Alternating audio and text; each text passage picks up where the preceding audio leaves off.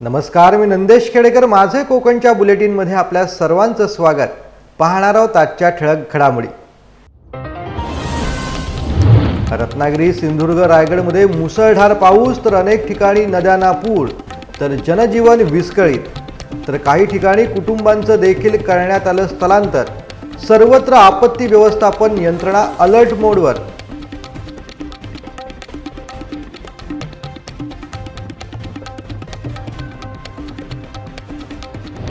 किल्ले रायगडावरती अचानक ढगफुटी, पर्यटकांची उडाली तारांबळ.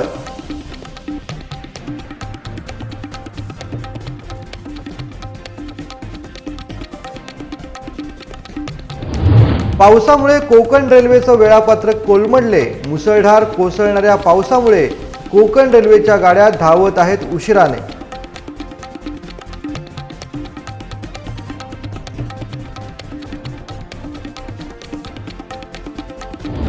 आणि वरणभोर घाटातील धबधबे व विहंगम दृश्य पाहण्यासाठी वाघजाई मंदिराजवळ वाढते पर्यटकांची गर्दी.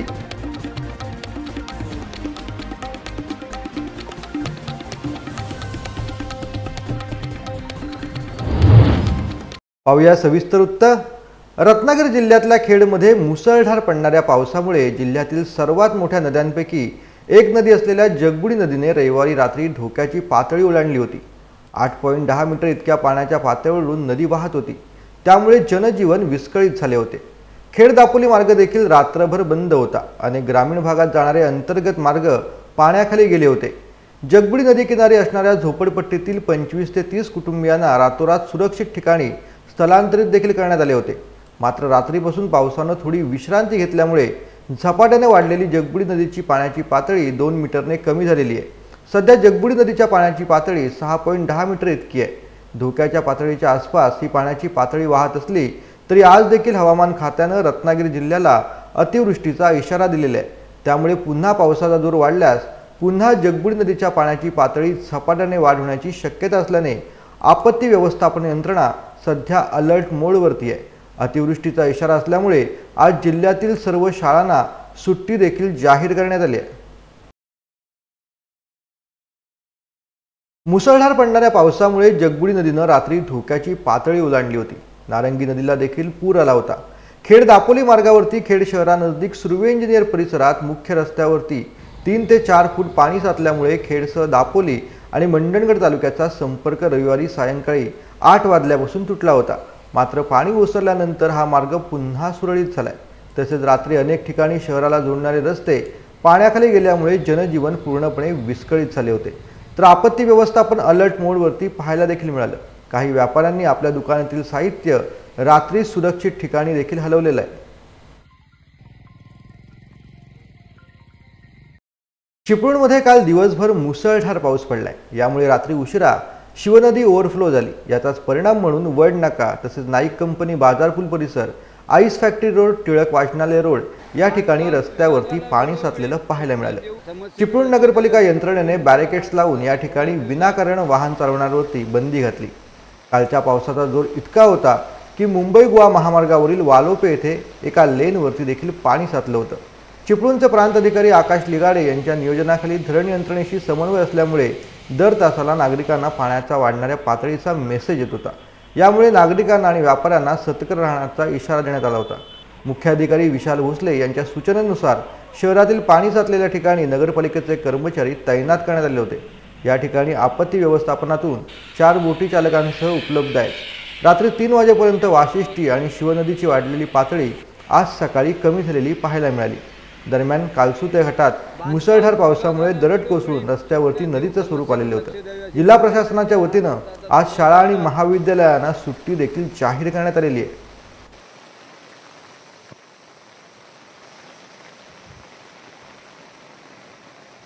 रत्नागिरी जिल्ह्यात सर्वत्र रिमझिम पावसाला सुरुवात झाली होती. परंतु काल सकाळपासून मुसळधार पाऊस पडण्यास सुरुवात झाली. राजापूर तालुक्यामध्ये ढगफुटी सदृश्य पाऊस झाल्याने राजापूर बाजारपेठ पाण्यात असल्याचं पाहायला मिळालं. राजापूर बाजारपेठेत 4 फूट पाणी आले होते. व्यापारी वर्ग चिंतेत आला असून राजापूर शहरातील व्यापारी यांनी आपल्या दुकानातील साहित्य इतर सुरक्षित ठिकाणी हलवल्याने कोणतेही नुकसान झालं नाही. राजापूर तालुक्यात सर्वत्र पाणीच पाणी झालं असून अनेक नदी नाले हे दुथडी भरून वाहू लागलेले होते. मुंबई गोवा महामार्गावर देखील नदीचे स्वरूप पाहायला मिळाले. राजापूर, उन्हाळे येथे व लांजा शहरात महामार्गावरती पाणी आल्याचं चित्र पाहायला मिळालं. पाचल येथे देखील तळवळे येथील पुलावरून पाणी गेल्याने राजापूर तालुक्यातील अनेक गावांचा दुसऱ्या गावांशी संपर्क तुटलेला आहे. मात्र पावसानं विश्रांती घेतल्यानंतर आता पाणी ओसरलेलं आहे.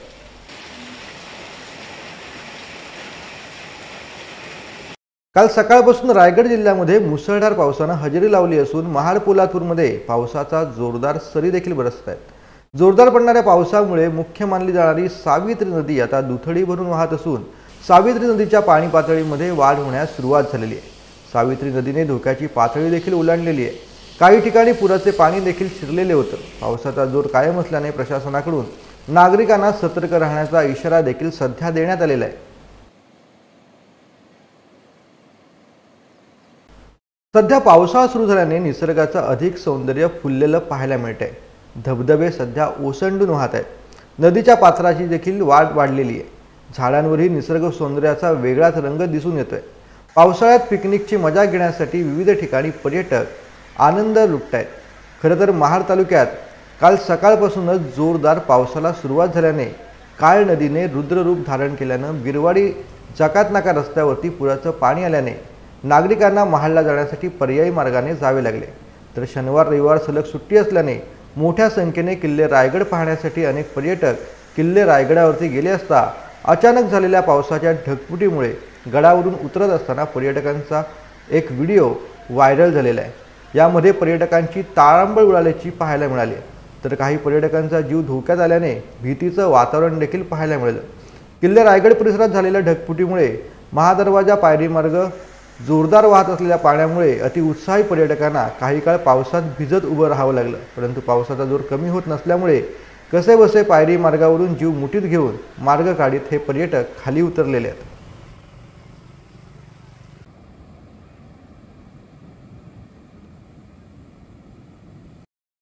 सिंधुदुर्ग जिल्ह्यात अतिवृष्टी झालेली आहे. त्यामुळे मुख्यमंत्र्यांनी ताबडतोब पंचनामे करण्याचे आदेश दिलेत. आज दुपारी कॅबिनेटची बैठक आहे. त्यापूर्वी प्राथमिक अहवाल सादर करण्याच्या सूचना देखील यावेळेला दीपक केसरकर यांनी दिल्या. पुराच्या पाण्यात गाडी घालणाऱ्या लोकांवरती गुन्हा दाखल करण्याचे आदेश देखील केसरकरांनी दिलेले आहेत. तर जिल्ह्यातील शाळांना सुट्टी देण्याच्या सूचना देखील केसरकर यांनी सध्या दिलेल्या आहेत. अतिवृष्टी झालेली आहे सिंधुदुर्गमध्ये, त्याच्यामुळे मुख्यमंत्री महोदयांनी ताबडतोब पंचनामे करण्याचे आदेश दिलेले आहेत आणि उद्या दुपारपर्यंत प्राथमिक अहवाल, आमची 1 वाजता कॅबिनेट आहे, त्याच्यापूर्वी प्राथमिक अहवाल पाठवावा अशा सूचना त्यांनी दिलेल्या आहेत. आता मी लगेच बोलणार आहे. इतर जे CEO आहेत त्यांनी सुद्धा याच्यामध्ये लक्ष घातलं पाहिजे. मी कालच आवाहन केलेलं होतं की पाण्यामध्ये गाड्या घालू नका, तरी पण एक बोलेरो गाडी घातलेली होती. अशा लोकांना आता दंड करायला लागेल, त्यांना शिक्षा करायला लागेल. कारण वाहून गेले तर त्यांचे जीव जात असतात आणि बेडशीला दुसरा रस्ता आहे असं असताना सुद्धा पाण्यातून गाडी घालणं हे संपूर्णपणे चुकीचं आहे. अशा लोकांवर पोलीस खात्यामार्फत गुन्हे दाखल करण्याच्या स्पष्ट सूचना मी पोलीस डिपार्टमेंटला देणार आहे. रोहा दिवा रेल्वे गाडी रद्द झाल्याने रोहा बस स्थानकात प्रवाशांची एकच गर्दी पाहायला मिळाली. शनिवारच्या रात्रीपासूनच पनवेल, कळंबोळी, तळोजा, वाशी या ठिकाणी प्रचंड पाऊस पडत असल्याने काही ठिकाणी रेल्वे रुळावरती पाणी साठले असल्याने रविवारी 4:30 वाजता सुटणारी रोहा दिवा पॅसेंजर ही रेल्वे गाडी सोडण्यात आली नाही. त्यामुळे रोहा बस स्थानकात प्रचंड गर्दी उसळलेली पाहायला मिळाली. परंतु ST प्रशासनाने याची त्वरित दखल घेत रोहा पनवेल 4 जादा बसेस सोडण्यात आल्यामुळे गर्दीवरती नियंत्रण मिळवता आले व त्यानंतर नियमित सुटणारी तळा बोरवली या गाडीला सुद्धा उर्वरित प्रवाशांनी खचाखच भरून गाडी सोडण्यात आली. यावेळेस प्रवाशांनी सहकार्य करण्याची विनंती करताना ड्रायव्हर, कंडक्टर व ST डेपोचे गणेश शेलार आपल्याला पाहायला मिळाले.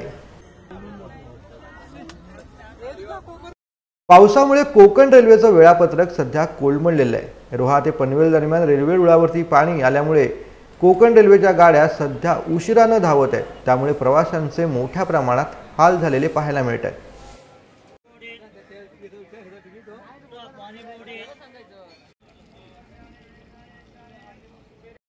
रायगडमध्ये दुपारनंतर मुसळधार पाऊस कोसळतोय. रायगडमधल्या महाड, पोलादपूर, माणगाव, श्रीवर्धन, महाडमध्ये मुसळधार पाऊस सध्या सुरू आहे. मागील 2 दिवसांपूर्वी रायगडमध्ये रिमझिम पावसाची सुरुवात होती. त्यामुळे शेतकरी राजा जोरदार पावसाच्या प्रतीक्षेत होता. शेती लावणीला देखील वेग येत नव्हता. मात्र आज पावसाने मुसळधार सुरुवात केल्यानंतर शेतकरी राजा रायगडमधील सुखावलेला पाहायला मिळतोय. शेतीच्या कामांना देखील आता वेळ आल्यामुळे लवकरच शेतीची कामे आता मार्गी लागतील असा विश्वास रायगडमधील शेतकऱ्यांनी सध्या व्यक्त केलाय।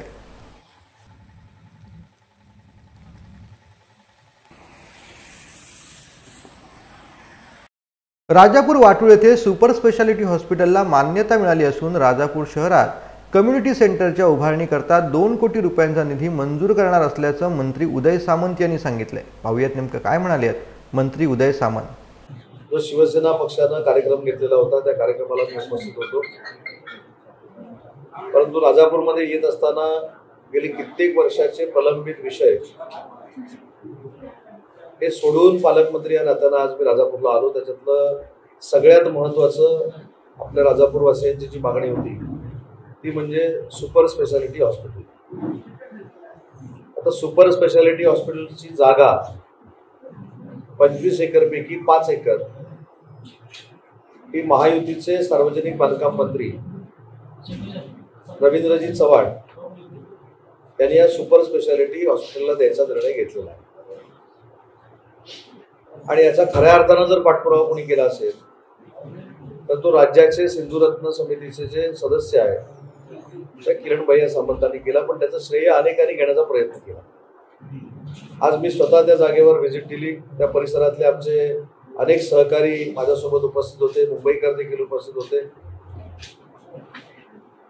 आणि आपल्याला माहिती आहे की लोकसभेमध्ये काही लोकांनी मुस्लिम बांधवांमध्ये आणि दलित बांधवांमध्ये एक फेक नरेटिव्ह सेट केला की संविधान बदलणार आहे, मुस्लिम बांधवांना देशाच्या बाहेर घालवणार आहे, म्हणून नरेंद्र मोदी साहेब नको।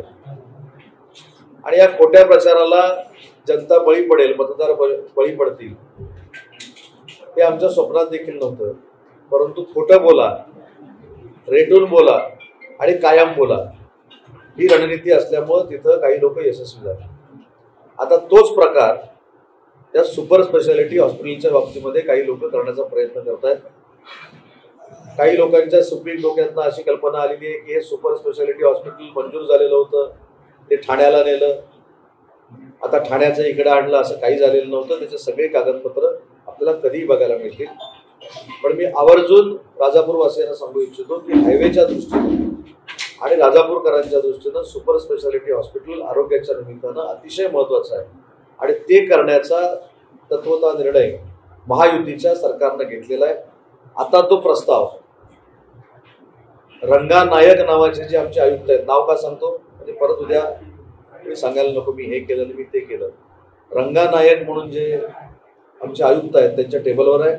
2 दिवसामध्ये तो प्रस्ताव मिलिंद म्हैसकर जे अतिरिक्त मुख्य सचिव आहेत त्यांच्या टेबलवर जाईल आणि पुढच्या 8-15 दिवसानंतर किंबहुना 15 ऑगस्टच्या अगोदर या सुपर स्पेशालिटी हॉस्पिटलला महायुतीचं सरकार एकनाथ शिंदेंच्या, देवेंद्रजींच्या आणि अजितदादांच्या नेतृत्वाखाली तानाजी सावंतांच्या मार्फत मंजुरी देईल।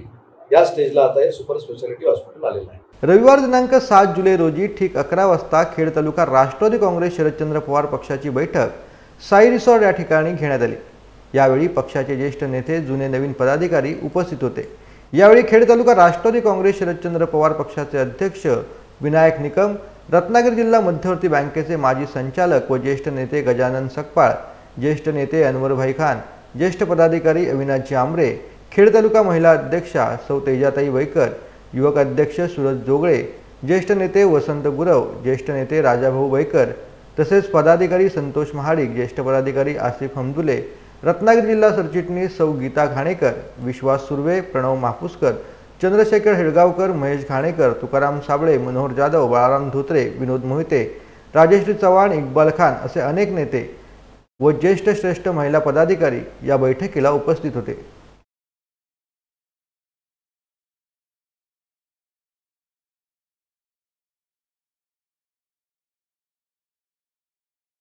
वरणभोर घाटातील विहंगम दृश्य आणि सह्याद्रीच्या पर्वत रांगेतील वाहणारे धबधबे पाहण्यासाठी वाघजाई घाटात पर्यटक दाखल होत आहेत।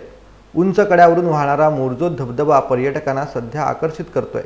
वाघजाई घाटात धुक्याची चादर असून रायगड जिल्ह्यातून पुणे तसंच पंढरपूरकडे जाण्यासाठी उपयुक्त असलेला वरणभोर घाट सध्या रस्त्याची अवस्था काही मोजक्याच ठिकाणी वगळता इतरत्र सुस्थितीत असल्याने अतिशय वर्दळीचा ठरत आहे। मात्र तरीही या अवस्थेत पर्यटक या घाटातील विहंगम दृश्य पाहण्यासाठी सज्ज असतात।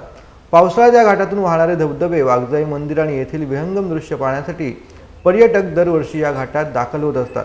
वाघजाई मंदिरासमोरील धबधब्यांचं विलोभनीय दृश्य पाहण्यासाठी पर्यटकांची काही गर्दी झालेली आता पाहायला मिळते. पोलादपूर तालुक्यातील डोंगर कपाऱ्यातून कोसळणारा मोरझोदचा धबधबा देखील पर्यटकांना भुरळ घालत असतो. हा धबधबा याच वाघजाई घाटातून अगदी उंच दरीतून कोसळताना दिसतो. या धबधब्याचा आनंद घेण्यासाठी अनेक पर्यटक याच घाटातून पुणे-भोर मार्गे येत असतात. वाघजाई मंदिरासमोर सह्याद्रीची विविध भूरूपे पाहण्यासोबतच माकड चेष्टांचा आनंद घेण्यासाठी या मार्गावरील वाटसरू प्रवासी आपापल्या वाहनातून या ठिकाणी उतरतात.